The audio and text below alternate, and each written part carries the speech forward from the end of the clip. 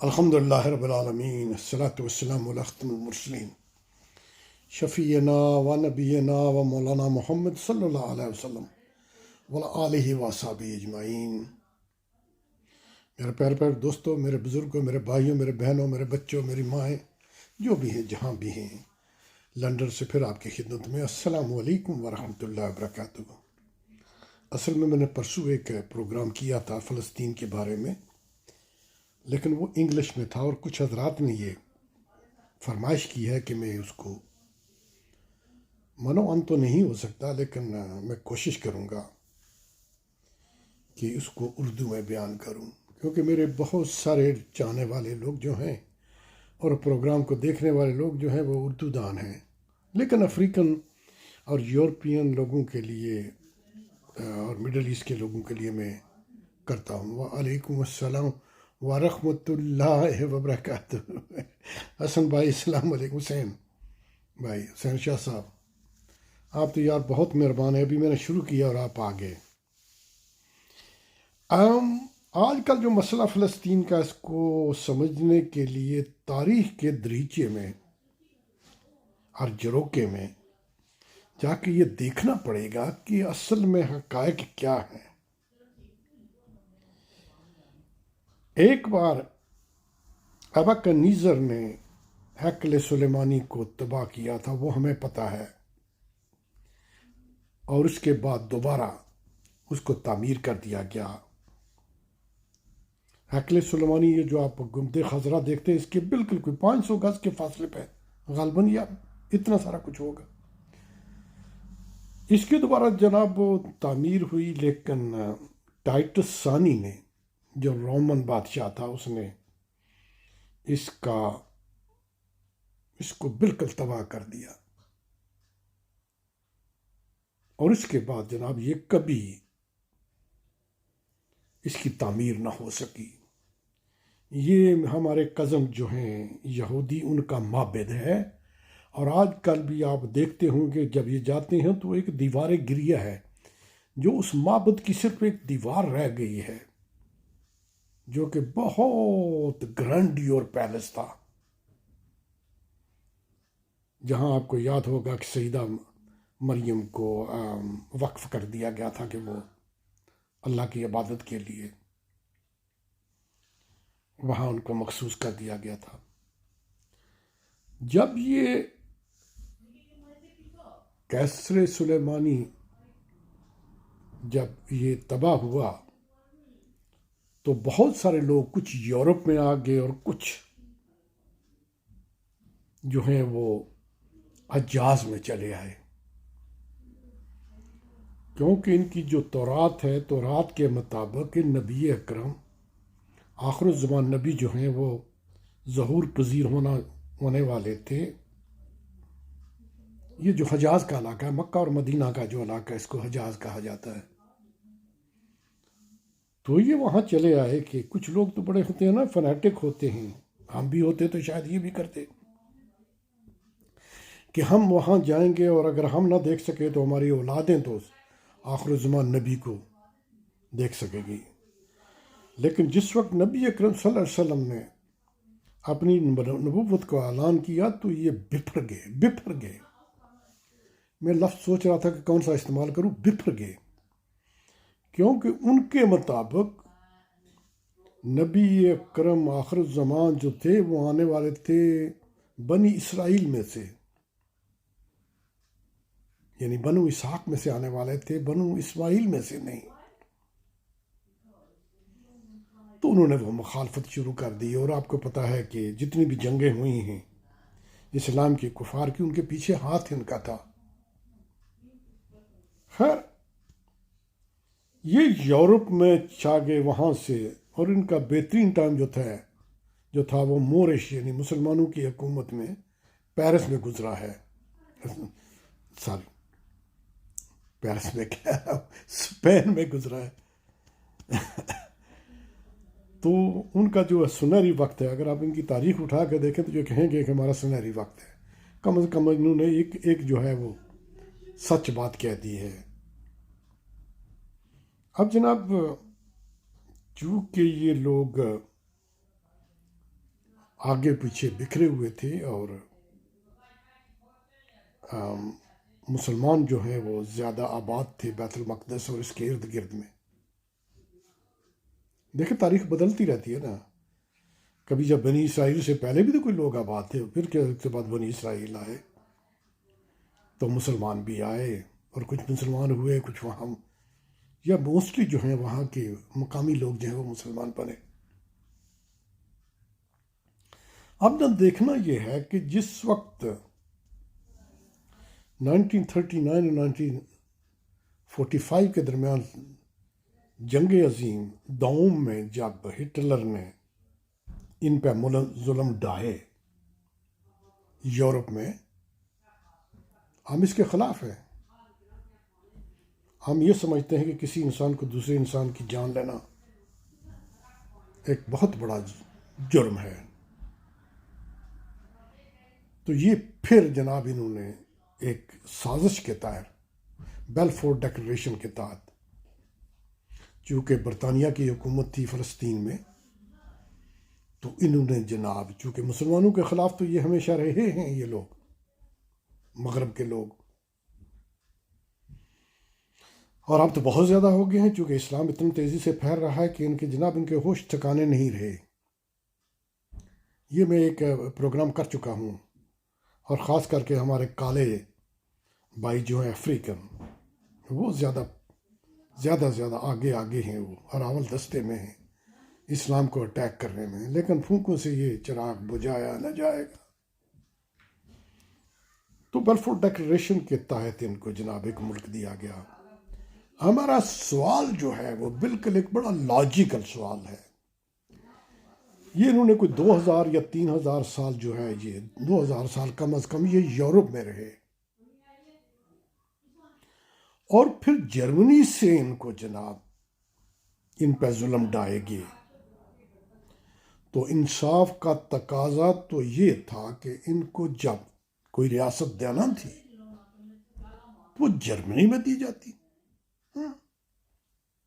قابل فہم بات ہے۔ اس کے علاوہ ان کو مڈغاسکر اور یوگنڈا میں بھی آفر کی گئی، پورا ملک جو ہے ان کے لیے۔ اور مڈغاسکر جن لوگوں کو نہیں پتا، موزمبیق سے سمندر کی طرف موریشس کی طرف جاتے ہوئے ایک بہت بڑا جزیرہ ہے، غالباً دنیا کا دوسرے نمبر پہ بڑا جزیرہ ہے، اور بڑا فرٹائل ہے۔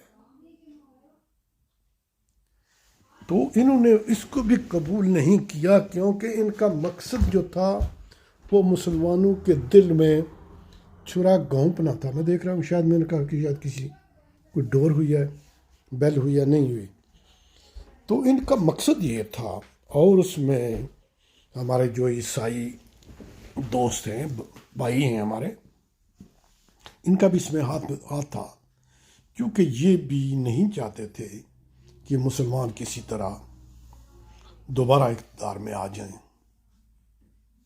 حالانکہ مسلمانوں کے اقتدار میں انہوں نے جو ترقیاں کی ہیں یورپ نے، وہ ان کی مرہون منت ہیں۔ ہم we are not blowing around trumpet, یہ تاریخ گواہ ہے۔ میری بات پہ اگر وزن نہیں ہے تو کم از کم تاریخ تو اس چیز کو بتاتی ہے۔ اچھا، الحمدللہ۔ رمضان پٹی صاحب میرے بھائی کہاں ہوتے ہیں؟ ریاض بھائی السلام علیکم۔ یہ تو میرے کزنس ہیں نا دونوں۔ الحمدللہ الحمدللہ الحمدللہ۔ میں دیکھ رہا ہوں کہ کون آ رہا ہے، میں نے دیکھا نہیں۔ حسین شاہ صاحب السلام علیکم ورحمۃ اللہ وبرکاتہ۔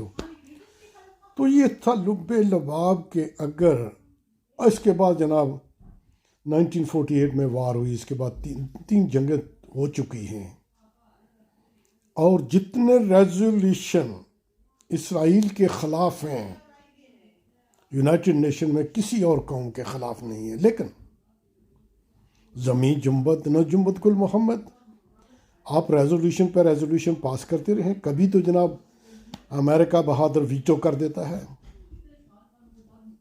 اور کبھی اگر نہیں ہوتا تو وہ پھر بھی نہیں مانتے، میں نہ مانوں۔ اگر یہ جو بات اسرائیل کر رہا ہے، میرے آج جو پروگرام کا مقصد یہ ہے، اگر کوئی عرب ملک ایسا کرتا تو میرا جو ہے وجدان یہ کہتا ہے کہ امریکہ کے، برطانیہ کے، فرانس کے، جرمنی کے اور سب کے ممالک کے B-52 بمبرز اور ڈیزی کٹرز وہاں جا کے جناب اس زمین کو جہنم بنا دیتے، جیسا کہ انہوں نے افغانستان میں کیا اور عراق میں کیا۔ شرم تم کو مگر نہیں آتی۔ ان کے اصول جو ہیں یہ اپنے لیے ان کے بہت فیئر ہیں، لیکن جہاں تک اسلام کا تعلق ہے یہ ان کو جناب ہضم نہیں ہوتا۔ اور یقین کریں کہ حالات یہ بتا رہے ہیں کہ اس طرح اسلام پھیل رہا ہے کہ ان کی رگوں رگوں میں وہ نفرت جو ہے وہ بری ہے۔ خاص کر کے جیسا میں نے کہا کہ وہ ہمارے جو کالے بھائی ہیں جن کو غلام بنایا گیا 300 سال تک، ان پہ ظلم ڈھائے گئے۔ ان کے پاس زمین تھی اور ان کے پاس کتاب تھی، آئی بائبل، تو 100 سال کے اندر ان کے ہاتھ میں بائبل رکھ دی گئی اور ان کی زمین ساری چھین لے گی، لیکن وہ پھر بھی سمجھتے نہیں ہیں۔ بڑی کوشش کی ہم نے سمجھانے کی۔ کچھ لوگ جو ہیں الحمدللہ الحمدللہ وہ سمجھ گئے ہیں اور دائرہ اسلام میں آ گئے۔ آپ کتنے کالے لوگ ہیں جو اسلام میں داخل ہوئے ہیں، ان کی تعداد ہزاروں میں نہیں لاکھوں میں ہے۔ تو آج کا پروگرام جو تھا یہ صرف اتنا تھا، آپ کو بتلانا تھا کہ مسئلہ کیا ہے اور اس کا حل کیا۔ حل یہی ہے کہ ان کو جناب وہاں سے نکال کے، چونکہ اپنی 2,500 سال ہسٹری میں وہاں بہت ہی عرصہ، تو چندے محدودے سال وہاں رہے ہیں، تو جس ملک میں کوئی آدمی نہ رہے اس پہ اس کا کیا حق ہوتا ہے؟ فلسطینیوں تو وہاں 2,500-3,000 سال سے رہ رہے ہیں، حق تو ان کا ہے۔ تو اسی پہ اتفاق کرتا ہوں، لیکن میں چاہتا ہوں کہ آپ تھوڑا سا کامنٹ بھی کیا کریں۔ آج میں صبح سے یقین کریں کہ بہت دل اداس ہے، پرسوں سے بھی لیکن آج، لیکن ایک حوصلہ افزا جو بات ہوئی ہے وہ یہ ہے کہ فلسطینیوں نے غزہ میں خاص کر کے ان کو تابڑ توڑ جواب دینا شروع کیا ہے، اور میزائل، وہ کتنے عرصے سے اس ٹیکنالوجی پہ کام کر رہے تھے، کس طرح انہوں نے ٹیکنالوجی سیکھی۔ وہ ہے نا کہ ضرورت ایجاد کی ماں ہوتی ہے، وہ داغے اس میں سے ایک جناب 2-4 جو ہے انہوں نے ہٹ کیا ہے بلڈنگز کو، اور اثرات یہ بتاتے ہیں کہ نقصان بہت زیادہ ہوا، لیکن وہ اپنی شرم کی وجہ سے وہ اپنے آپ کو وہ بیان نہیں کر رہے، میڈیا پہ نہیں لا رہے، اور نہ ہی مغربی میڈیا جو ہے اس کو بتا رہا ہے۔ یہ کنفرم ہے بات کہ نقصان بہت ہوا ہے، ہم نہیں چاہتے، لیکن اسلام کے مطابق تو ایک انسان کی جان بھی جو ہے اس کی بڑی قیمت ہے نہیں۔ لیکن جب آپ کو جناب آپ کو تلواریں، بندوقیں ہیں، ڈیزی کٹر، وہاں ایٹم بم لے کے آپ کو مارنے کے لیے ہیں، تو کیا آپ کھڑے ہو جائیں گے، ہاتھ کھڑا کر دیں گے، جاؤ یار مجھے مارو؟ نہیں، دفاع کرنا پڑے گا۔ لیکن شرم کی بات یہ ہے کہ سوائے ترکی کے، ایران کے اور تھوڑا لیوک وار پاکستان کے، ہمارا جو مذہبی جس سے رشتہ ہے جس ملک سے، سعودی عرب، چونکہ سعودی کا مطلب یہ ہے کہ ان کی خاندانی جائیداد ہے سعودیہ۔ میں نے کئی بار یہ چیلنج کیا ہے کہ دنیا میں کوئی ایسا ملک بتائیں کہ جس کی خاندان کے لحاظ سے اس کا نام رکھا گیا ہو سوائے سعودی عرب کے، جیسا کہ ان کے باپ کی جائیداد ہے۔ مجھے کوئی ڈر نہیں ہے، میں الحمدللہ 7 بار، میں الحمدللہ 7 بار میں مجھے یہ شرف نصیب ہوا ہے کہ میں ارض مقدس کی زیارت کر کے آیا ہوں۔ دل تو اب بھی کرتا ہے،